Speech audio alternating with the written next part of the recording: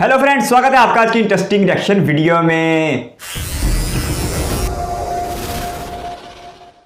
Hello friends, मैं हूँ गौरव और India, not few, but many years ago, that is India. In 2500 BCE, India was a deserted country. Deserted यानी कि कोई नहीं. 2000 BCE, it's still deserted. 1500 BCE, it's not so deserted. Oh, Indo-Aryans जमीन की खोज में इंडिया में आने लगे. हाँ?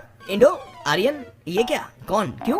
Well, ये है इंडो आर्यंस, हमारे एंसेस्टर्स जो रह रहे थे लास्ट इन अफगानिस्तान, लेकिन फिर अफगानिस्तान में आ गए क्रेजी हैवी ड्राउट इश्यूज, जिससे ऑब्वियसली सब कोलैप्स्ड और बचा एक ही option, let's move to India.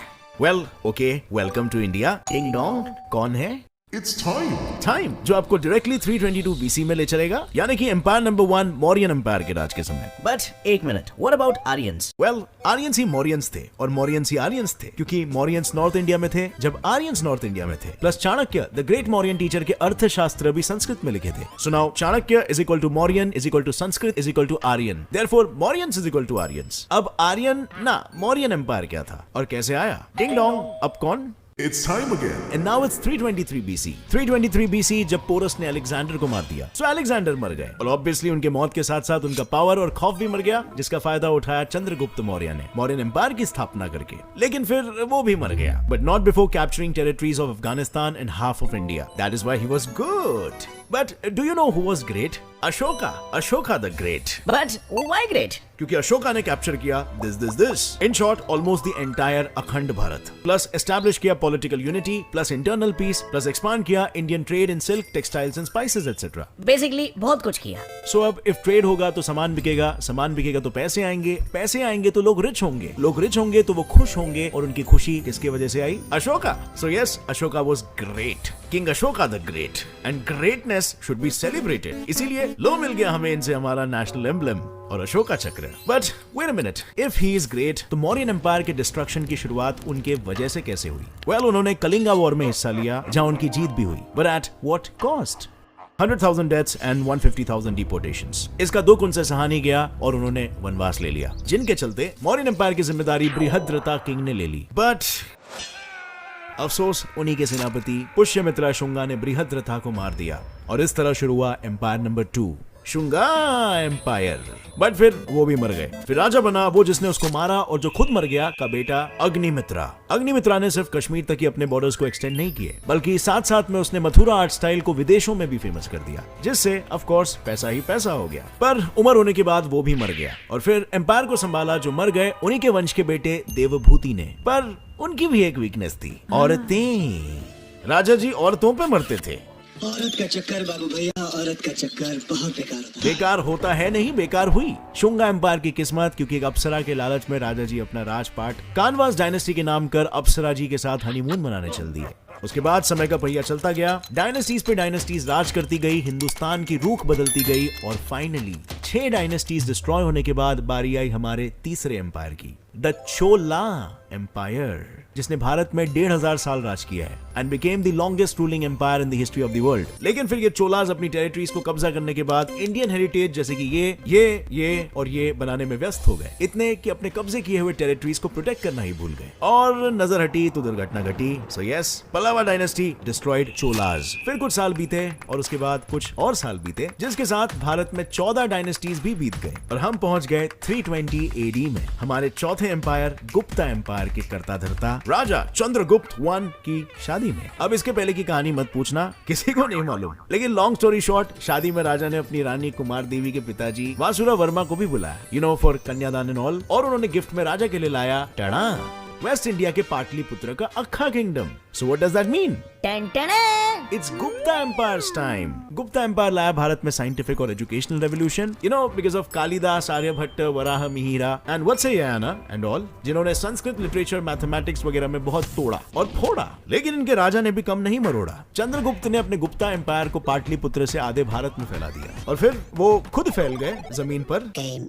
जिसके बाद उनके बेटे समुद्रगुप्त ने राज संभाला. समुद्रगुप्त एके नेपोलियन ऑफ इंडिया अपनी शातिर तलवारबाजी के लिए जाने जाने जाते हैं। इन्होंने कई युद्ध लड़े और लड़ते लड़ते कई मंदिरें भी बनाए, मल्टीटास्किंग करते करते, जैसे कि ये और ये। लेकिन फिर अफसोस लड़ते लड़ते थक गए और एक युद्ध के दौरान उन्होंने वीर गति प्राप्त की। इनके बाद के सारे गुप्ता राजा चाय कम पानी निकले और हंस डायनेस्टी ने इन्हें घोट के निगल दिया बिना डकार के। या अब चलो हिस्ट्री में स्पीड लेते हुए और 13 डायनेस्टीज को पीछे छोड़ते हुए हम बात करेंगे उस एम्पायर की जिसने गुप्ता एम्पायर से कम और चोला एम्पायर से ज्यादा हिंदुस्तान की जमीन पर राज किया। हमारा 5वां empire, the eastern Ganga empire, जिनके राजा इंद्रवर्मा I ने ओडिशा से शुरू करके भारत में अपना राज यहाँ तक फैलाया। लेकिन ये एम्पायर भारत के लिए कुछ कर पाए उससे पहले कुछ दाढ़ी वाले हरा चादर ओढ़े भारत में जबरदस्ती घुस गए। Of course Mughals. So what does this mean? It's war time. 505 से 1950 तक वेस्टर्न गंगाज ने सिर्फ इनसे लड़ाई की। ये लड़ाई तो चल रही थी कर्नाटका में कावेरी रिवर के पास, लेकिन मीनवाइल भारत के बंगाल में 400 सालों तक राज करने आ गया था हमारा 6वां एम्पायर, द पाला एम्पायर, और फिर 1000 CE में होयसाला एम्पायर। नहीं, मैं गाली नहीं दे रहा। सो ईस्टर्न गंगा एम्पायर ने पाला को देखा और पाला ने होयसाला को देखा और सोचा दुश्मन का दुश्मन तो अपना दोस्त है ना, और लो तीनों लग गए इन दाढ़ी वालों पे गैंग बैंग करने। लेकिन फिर 1950 CE में दिल्ली के सुल्तान फिरोज शाह तुगलक ने ये देख के बोला ऐसे कैसे, और एक सिटी बजा के ओडिशा पे हमला बोल दिया। So now the scores are Mughals 1, Ganga empire 0, plus also Mughals 1, Pala empire is equal to 0। हाँ, वो भी हार गए। But wait, we still have Hoysala empire. लेकिन फिर एंट्री हुई रणवीर सिंह अलाउद्दीन खिलजी की, और उसने भी बोला ऐसे कैसे। And so now the scores are Khilji 1, Mughal 1+1, and Hoysala, Pala and Ganga is equal to 0-0-0। हाँ, इसके बाद कुछ ऐसा ही हाल था हमारे देश का, क्योंकि अब हिंदुस्तान पर लहरा रहा था हरे रंग का मुगली और खिलजी झंडा, क्योंकि दौर आ गया हिंदुस्तान के 8वें और 9वें एम्पायर्स का, the Mughal and the Khilji empire. Talking about the great Khilji empire, Alauddin Khilji ने इंडिया के डेवलपमेंट के लिए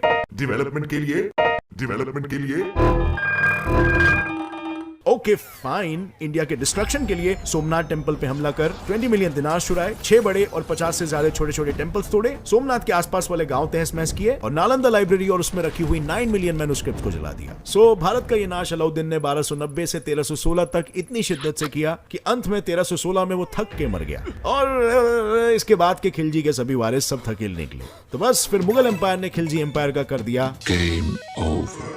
लेकिन no, the game was still on, because Mughal empire ने भी कभी नहीं किया किसी को इंस्पायर। पानीपत के फर्स्ट बैटल से बाबर बन गया हिंदुस्तान के तख्त का राजा, और यहीं से शुरू किया मुगलों ने 300 साल तक बजाना हमारा बाजा। सो बाबर के वंशज थे हुमायूं, अकबर, जहांगीर, शाहजहां, आलमगीर, औरंगजेब और 18 नाम है, और इन सबका भारत में योगदान है हिंदू टू मुस्लिम धर्म परिवर्तन। नहीं बदले तो टैक्स भरवाना यानी कि जिजिया सिस्टम, और किसानों से उनकी ही जमीन के लिए भारी टैक्स वसूलना यानी जमींदारी सिस्टम, और हाँ, 2 आविष्कार भी, गन पाउडर ऑफ कोर्स, वरना हिंदुस्तानियों को डराएंगे कैसे, एंड बिरयानी, हाँ यम। अब हिंदुस्तान में मुगल के 300 सालों के बाद हिंदुस्तान जैसे पूरा हरा हो चुका था, फिर अचानक से आसमान में फिर से केसरी ध्वज लहराने लगा। एंट्री हुई महाराज छत्रपति शिवाजी भोसले, सन ऑफ शाहजी मालोजी भोसले, जिन्होंने ज्यादा कुछ नहीं बस हमारे हिंदुस्तान के मैप को ऐसे से ऐसा कर दिया और स्थापित कर दिया 10th empire, the Maratha empire. Meanwhile, Hi morons, we are British from the Great Britain, greater than you, so we want to do business with you. Okay, welcome to India. Meanwhile in Lahore, present day Pakistan, past day Hindustan, war चल रहा है। एक तरफ है 11th empire के पंजाब के शेर महाराजा रणजीत सिंह, जो बाय द वे 17 साल के हैं, और दूसरी तरफ अफगानी सीख कबाब Zaman Shah Durrani, and the winner is 17 साल के महाराजा रणजीत सिंह। सो अब सब खुशी के दिए जला रहे हैं, पटाखे फूट रहे हैं, खुशी का माहौल है, लेकिन फिर अचानक ओ नो, हमसे बिजनेस का हाथ मिलाने आई अंग्रेज हमारा गला घोटना शुरू कर दिए। अब पूरे भारत में इनका नीले रंग का विष चढ़ने लग गया, which means what again? That's right, it's war time. But this time the war is all over Hindustan. And the status is, Punjab में पंजाबी शेर 17 साल के महाराजा रणजीत सिंह ने कई बार अंग्रेजों को धोबी पछाड़ हराया। लेकिन एक मिनट, महाराष्ट्र में मराठा एम्पायर का तीसरा हाथ, पेशवास का आखिरी रूलर पेशवा बाजीराव 2, अफसोस ब्रिटिश ईस्ट इंडिया कंपनी से जंग में हार गया। और एक मिनट, पंजाब में भी अब फर्स्ट एंग्लो सिख वॉर में सिख आर्मी हार गई। So that means war is over and suddenly our India, our motherland, is completely blue. And so it's the start of the last 12th Indian Empire, the British Empire. इन अंग्रेजों के भारत में कुछ बहुत ही उम्दा contributions थे, जैसे zamindari system, commercialization of agriculture, economic depression, Jallianwala Bagh massacre, India's partition in World War II, etc. etc. But चलो थोड़ा सा क्रेडिट दे देते हैं, जैसे कि सीरियसली इन अंग्रेजों के भारत में कुछ contributions उम्दा थे, जैसे कि railway system, abolition of caste system in Sati, updating India's education system, establishing promoting democracy and last but not the least India को इंडीड इंडिया बनाना। लेकिन इतने में हम में से एक आदमी की सनक गई और उन्होंने बोला ऐसा नहीं चलेगा, अब मैं तब तक अनशन करेगा जब तक ये गोरे यहाँ से कट नहीं लेते। और फिर आए और एक आदमी जिनकी इनसे भी ज्यादा सनक गई और उन्होंने बोला अब यहाँ से जाते हो कि मैं मारू खींच के। एंड कांग्रेचुलेशंस, 15 अगस्त 1947 से लेकर आज तक हम, हमारा देश और हमारे देश के सभी देशवासी खुली हवा में सांस ले रहे हैं।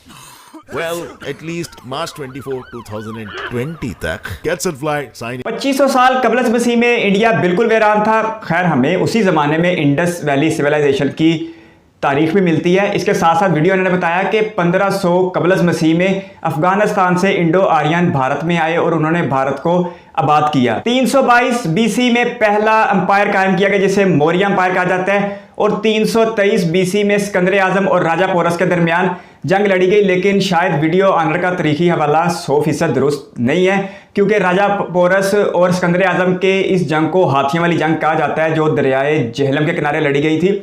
और तारीख दानों का इस बात पर इत्तफाक है कि सिकंदर आजम इस जंग का फातेह था और राजा पोरस को शिकस्त हुई थी। और जो राजा पोरस और सिकंदर आजम के दरमियान एक मशहूर मुकालमा आज तक सुनाई देता है जब सिकंदर आजम की फौज ने राजा पोरस को कैद करके सिकंदर आजम के सामने पेश किया था। तो सिकंदर आजम ने पूछा था कि पोरस तुम मुझसे कैसी तवक्को रखते हो, तो राजा पोरस ने कहा था कि मैं आपसे वैसी तवक्को रखता हूँ जैसी एक बादशाह दूसरे बादशाह से रखता है। तो सिकंदर आजम ने राजा पोरस को माफ़ कर दिया था। और जो वीडियो उन्होंने कहा कि राजा पोरस के हाथों सिकंदर आजम मारा गया था, तारीख में तो ऐसा हवाला बिल्कुल भी नहीं मिलता।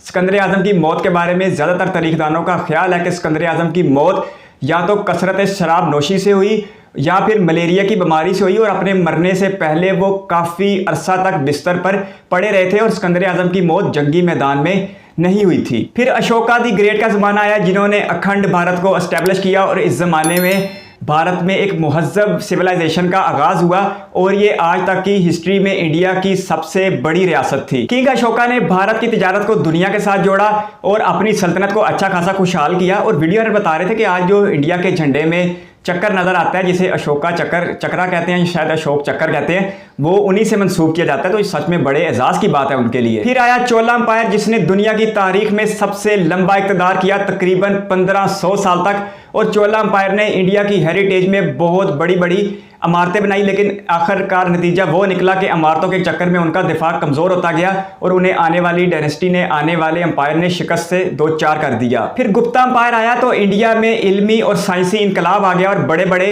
नाम पैदा हुए। फिर आया खिलजी अंपायर, लेकिन जो वीडियो बता रहे थे वो सच में बहुत तकलीफ दे था कि अलाउद्दीन खिलजी ने 1290 से 1312 के दरमियान इंडिया के टेंपल से 20 मिलियन दिनार चोरी किए। इसके साथ साथ 50 के करीब मंदिरों को तबाह कर दिया और सोमनाथ के इर्द गिर्द छोटे बड़े गांवों को भी नेस्तो नाबूद कर दिया और जुल्म बर्बरियत की एक तारीख लिखी। फिर 1526 में पानीपत की जंग में इब्राहिम लोदी को शिकस्त देकर बाबर ने मुगल सल्तनत की बुनियाद रखी और मुगल सल्तनत ने आगे आने वाले 327 सालों में यानी कि 1857 तक बर्रे सगीर पर हुकूमत की। और ये उस वक्त दुनिया की सुपर पावर हुआ करते थे। मुगलों के पास दुनिया की सबसे मजबूत तरीन फौज हुआ करती थी। मुगलों ने टैक्स का एक ऐसा निज़ाम बनाया था जिसकी वजह से हुकूमत बहुत ज़्यादा अमीर हो गई थी। और उस ज़माने में सिर्फ चाइना का एक ख़ानदान, मिंग ख़ानदान, मुआशी तौर पर अपनी दौलत की वजह से मुगलों से आगे था। नहीं तो मुगल दुनिया के सबसे अमीर तरीन ख़ानदान थे और हिंदुस्तान दुनिया का सबसे खुशहाल खित्ता था जो दुनिया की पूरी GDP का 1/4 मुहैया कर रहा था। इसके साथ साथ मुगलों की फौज दुनिया की मजबूत तरीन फौज थी। लेकिन वक्त गुजरने के साथ साथ मुगलों का दिफा कमज़ोर होता गया और मुगल अपने सरमाए को इमारतें बनाने में ज़ाया करते रहे और नतीजा ये निकला कि महाराज छत्रपति शिवाजी ने मरहटा सल्तनत की बुनियाद रख के मुगलों को बहुत मुश्किल टाइम दिया और आहिस्ता आहिस्ता मुगल बिल्कुल कमज़ोर होते गए। फिर बिल आखिर 1857 में जंग आज़ादी के बाद ब्रिटिश इस खित्ते पर मुकम्मल तौर पर काबिज हो गए और अपने 90 साल इक़्तिदार के बाद 1947 में ब्रिटिश यहाँ से चले गए और हिंदुस्तान जो कभी पाकिस्तान, बांग्लादेश, बर्मा सारे इलाकों पर मुश्तमिल होता था आज दुनिया के कई ममालिक में बढ़ चुका है। गांधी जी का भी नाम आया, सुभाष चंद्र बोस का भी नाम आया। इसके साथ साथ और भी बड़े नाम थे जिन्होंने हिंदुस्तान की आज़ादी के लिए काम किया था। वीडियो बहुत ज़बरदस्त थी और बहुत ही तारीखी हवाले से हिंदुस्तान की हिस्ट्री को बताया गया।